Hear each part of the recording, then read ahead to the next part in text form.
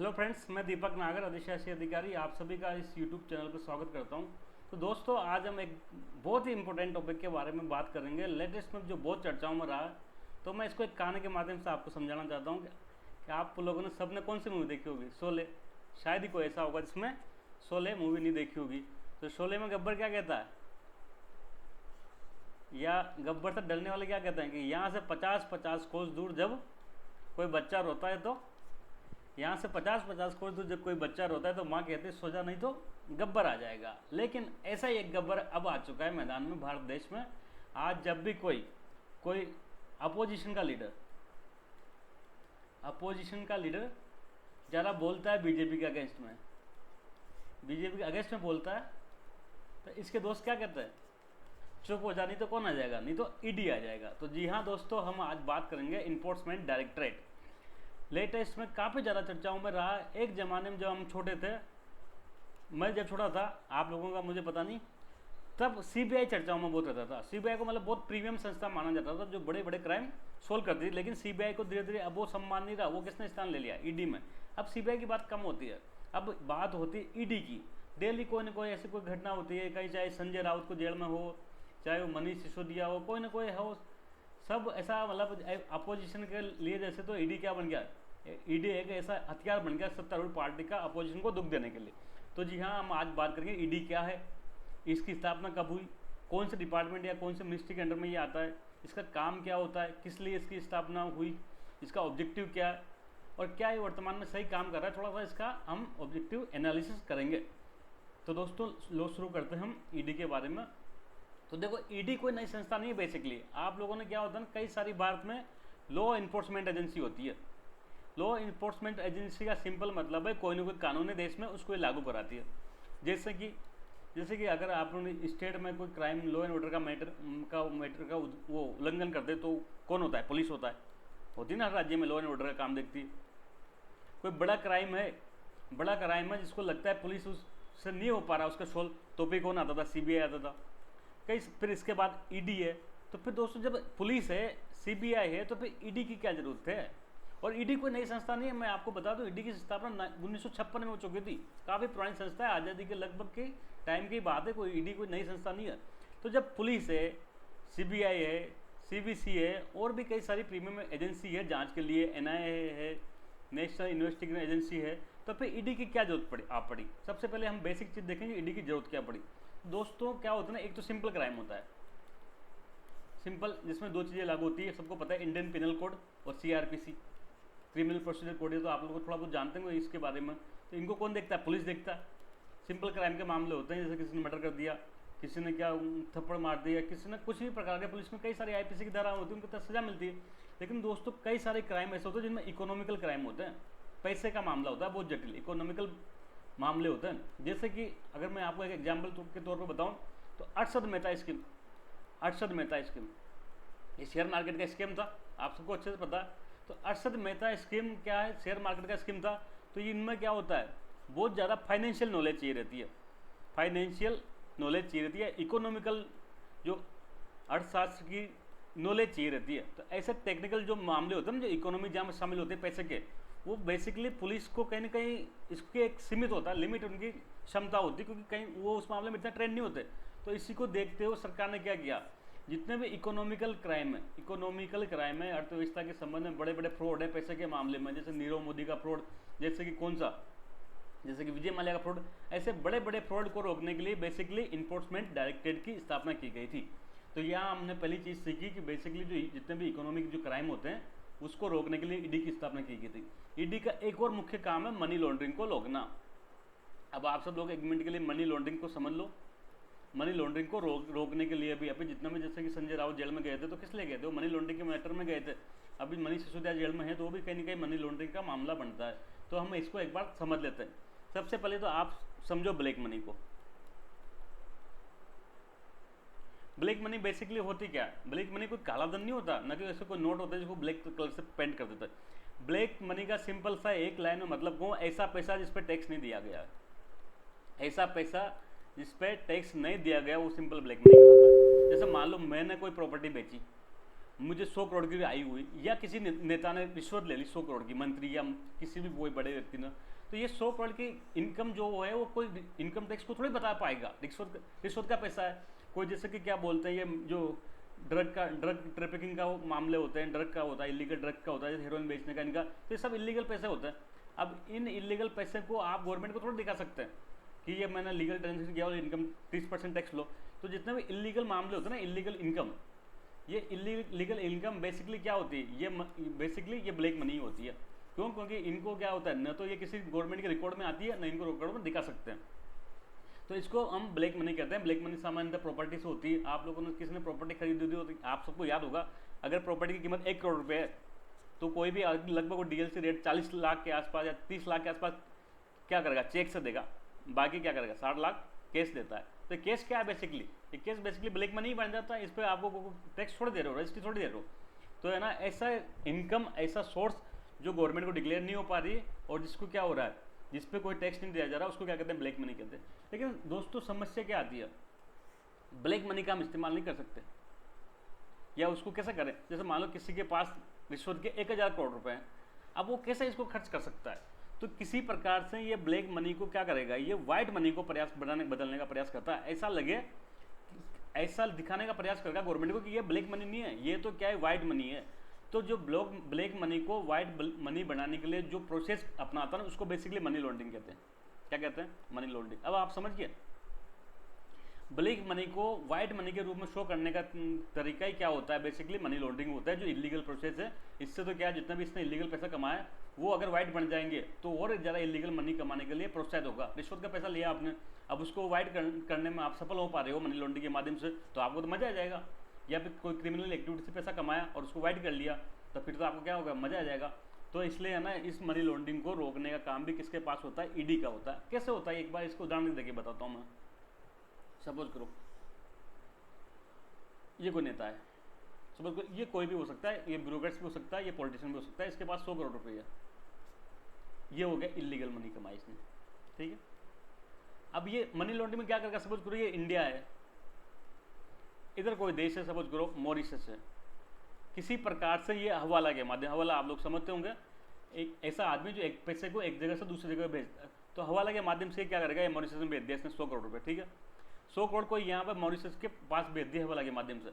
अब ये क्या करेगा दोस्तों, ये नेता यहाँ एक एनजीओ बना देगा, कोई समाज सेवी संस्था टाइप बना देगा, एनजीओ बना लेगा, और यहाँ से क्या होगा, ये 100 करोड़ रुपये पहुँचा ना, कोई एक्स व्यक्ति या एक्स कंपनी हो सकती है, इसको डोनेट कर देगा एनजीओ को।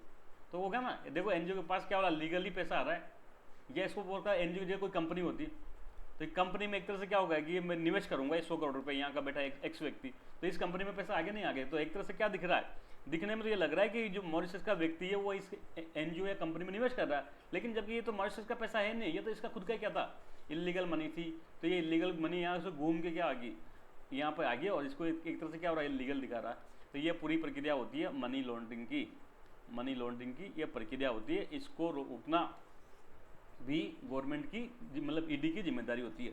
अब मैं आपको दिल्ली का एक शराब का जो स्कीम अभी चल रहा है उसके बारे में बताता हूँ। जो दिल्ली लिक्वर स्कीम है ना, लिक्वर पॉलिसी का, जिसमें मनीष सिसोदिया जी जेल में, इसमें बेसिकली क्या हुआ, या इनका ईडी सीबीआई का क्या कहना है, सत्य क्या है हम नहीं जानते और भगवान ही जानते सत्य तो क्या है, पर हम जो इनका तर्क है वो कहते हैं कि जैसे दिल्ली में क्या हुआ, दिल्ली में एक नई लिक्वर पॉलिसी बनी, शराब नीति बनी। अब देखो पॉलिसी में क्या होता है ना, पॉलिसी में गवर्नमेंट डिसाइड करती है कैसे उसको चीज़ों को आगे इंप्लीमेंट करना है। तो ये पॉलिसी हर व्यक्ति चाहता है, या जो उससे शराब से जुड़ा हुआ व्यापारी है वो चाहता है उसके जो इंटरेस्ट में वो ऐसे बने। तो ऐसा कहते हैं कि साउथ की जो लॉबी थी, साउथ की जो है ना ये शराब माफिया थे, इन्होंने क्या किया, इस पर दबाव बनाया दिल्ली गवर्नमेंट पर कि आप ये जो पॉलिसी बनाओ वो हमारे हित में बनाओ, हम जैसा कहें मतलब उस पैटर्न पर बनाओ, और बदले में आप हमसे ले लो 100 करोड़ रुपये, ठीक है।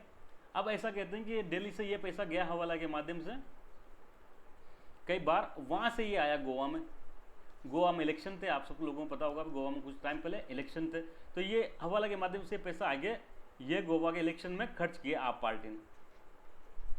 ऐसा सीबीआई का आरोप है, ऐसा ईडी का आरोप है। मैं इसको कोई प्रमाणित नहीं कर रहा, ये तो बाद में कोर्ट जांच होगी, कोर्ट वगैरह डिसाइड करेंगे, लेकिन ऐसा इनका आरोप है। तो बेसिकली एक तरह से मनी लॉन्ड्रिंग का मामला है नहीं है, ये एक तरह से क्या हो रहा है, मनी लॉन्ड्रिंग हो रही है। तो ये मनी लॉन्ड्रिंग को रोकने के लिए क्या होगा, फिर ईडी आ जाएगी, मनीष सिसोदिया को पकड़ लेगी। तो इस प्रकार से मनी लॉन्ड्रिंग का काम होता है। तो बेसिकली इसका काम रोकने का काम ईडी का होता है। तो अब तक आप ईडी के बारे में काफ़ी कुछ समझ चुके होंगे। अब तो हम केवल इसको एक बेसिक, ये इसका आप ईडी का लोगो देख सकते हैं, बेसिक थोड़ा सा एक समझ लेते हैं। तो देखो ईडी कोई एक आज की संस्था नहीं है, इसकी स्थापना 1956 में हुई थी, तब एक यूनिट के रूप में बनी थी। बाद में 1957 में इसका नाम बदल के क्या कर दिया था, 1957 में ये इसको इन्फोर्समेंट डायरेक्टरेट करके नाम बदल दिया गया था। इसका हेडक्वार्टर आप सबको पता है, जितनी भी राष्ट्रीय एजेंसियाँ होती हैं सबके हेडक्वार्टर बाहर की राजधानी है दिल्ली, वहाँ पर होता है, इसमें कोई शक नहीं। अब ईडी किसके अंडर में आती है, आप सबको पता है जो सीबीआई होती है वो किसके अंडर में आती है, वो मिनिस्ट्री ऑफ होम अफेयर्स के अंडर आती है। लेकिन ईडी का मामला क्या है, बेसिकली फाइनेंस का मामला, पैसे का मामला है। तो पैसे के लिए कौन सा मिनिस्ट्री होता है, तो फाइनेंस मिनिस्ट्री। तो वित्त मंत्रालय है जो भारत सरकार निर्मला सीतारमण, उसके अंडर में एक डिपार्टमेंट होता है पैसा इनकम के लिए, डिपार्टमेंट ऑफ रेवेन्यू, जो वो क्या करता है, भारत में टैक्स कलेक्शन का काम करता है ये डिपार्टमेंट ऑफ रेवेन्यू। इस डिपार्टमेंट ऑफ रेवेन्यू के अंडर में कौन आता है, इस डिपार्टमेंट ऑफ रेवेन्यू के अंडर में ईडी आती है। तो ये आपको ध्यान रखना है, एग्जाम में पूछा जा सकता है सिंपल कि इन्फोर्समेंट डायरेक्टरेट कौन से मिनिस्ट्री या कौन से डिपार्टमेंट के अंडर में आता है। तो फाइनेंस मिनिस्ट्री के डिपार्टमेंट ऑफ रेवेन्यू के अंडर में ईडी आती है। देखो दोस्तों, ईडी में बेसिकली क्या होता है ना, ये एक साथ कई सारे काम करते हैं। इसमें क्या चाहिए, पुलिस से या कार्रवाई भी होगी, गिरफ्तारी करेगी, सर्च करेगी, उसका भी पावर है इसको। ईडी को कोई भी है ना, अगर डाउट होता है मनी लॉन्ड्रिंग होती है तो उसका है ना प्रीमाइस को सर्च करने का, अरेस्ट करने का, कई सारी पावर दे रखी है जो पुलिस की होती है। तो इसको पुलिस का भी काम चाहिए, तो इसमें कुछ आईपीएस लोग भी चाहिए, इसमें प्रशासन का काम भी है तो आईएएस भी चाहिए, इसमें है ना रेवेन्यू का काम है तो आईआरएस भी है। तो इस प्रकार से कई सारे विभागों से यहाँ डेपुटेशन में लोग आते हैं। और इसका ईडी का खुद का भी कैडर होता है। अगर आप लोगों में से किसी ने, कईयों ने एसएससी का एग्जाम दिया होगा, एसएससी सीजीएल का एग्जाम दिया होगा, तो उसमें पोस्ट होती है असिस्टेंट इन्फोर्समेंट ऑफिसर, एईओ करके कुछ। तो वो कहीं ना कहीं वो ईडी से जुड़ा हुआ है मामला, ईडी का इसका है ना, एसएससी के थ्रू भी इसमें एक कैडर बन जाता है। तो सब लोग मिलके है ना ईडी बनाते हैं। ईडी को एक सिंगल डिपार्टमेंट नहीं है, मल्टी लेवल जो एजेंसी का लोग यहाँ पर आते हैं डेपुटेशन पर, आईपीएस भी आते हैं, आईएएस भी आते हैं, आईआरएस भी, तो खुद डिपार्टमेंट ऑफ रेवेन्यू का होता ही है, बाकी इसका खुद का भी कैडर है। तो इस प्रकार से मिलके ईडी बनता है, जो क्या करता है, इकोनॉमिक जितने भी क्राइम होते हैं ना, इकोनॉमिक मामले के और मनी लॉन्ड्रिंग का, इस पर कार्रवाई करता है। अब ईडी को पावर कैसे कैसे मिलती है, तो ये हम देखेंगे दोस्तों एक बार डिटेल में।